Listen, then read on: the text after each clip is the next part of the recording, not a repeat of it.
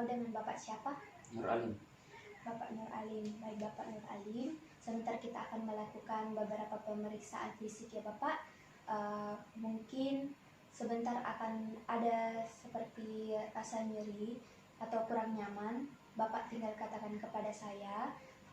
Apabila hal itu terjadi, Bapak katakan kepada saya akan melakukannya dengan seprofesional mungkin. Bagaimanakah Bapak? Apakah Bapak bersedia? Silakan. Baik Pak, sebelum melakukan pemeriksaan, silakan Bapak berbaring di sana. Saya akan melakukan cuci tangan terlebih dahulu.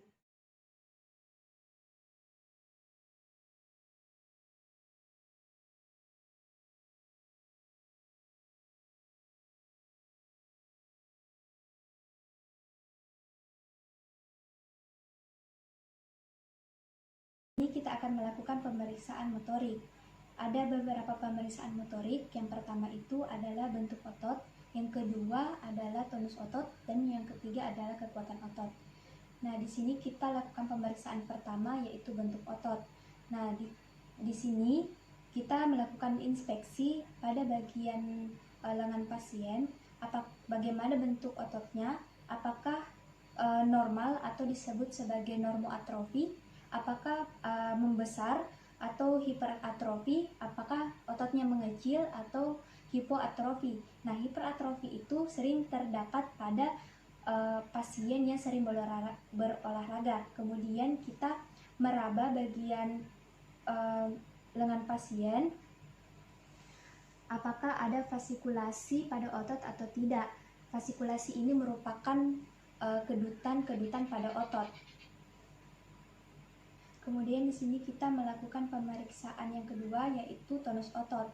Di sini kita lakukan kita memfleksikan bagian lengan pasien dengan cara tangan kiri berada pada bagian otot yang akan dinilai dan tangan kanan memegang lengan yang akan dilakukan fleksi dan ekstensi. Seperti ini.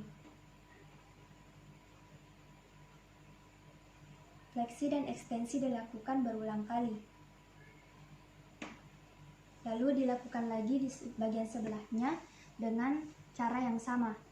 Ini berguna untuk mengetahui apakah ada tahanan atau tidak pada otot pasien. Apabila normal, berarti disebut sebagai normotonus. Apabila ada tahanan yang kuat, disebut sebagai hipertoni. Kemudian apabila ada tahanan yang lemah, disebut sebagai hipotoni. Pemeriksaan pada bagian tungkainya. Nah, di sini kita lakukan fleksi pada tungkai bawah dalam posisi 90 derajat pada sendi panggul secara pasif. Dengan tangan bisa berada di atas sini atau di bawah sini. Kemudian tangan kanan yang akan melakukan fleksi dan ekstensi secara bergantian. Seperti ini.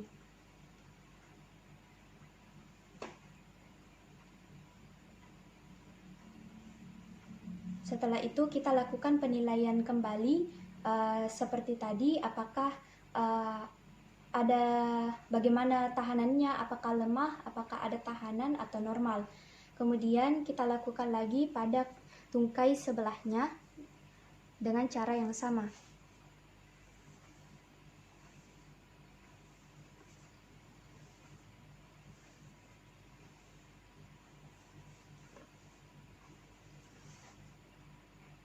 Dari kekuatan otot pasien ada 5 derajat atau ada 5 hal yang perlu dinilai, yaitu pada poin kelima pasien itu dalam kontraksi normal atau kekuatannya normal, yaitu dapat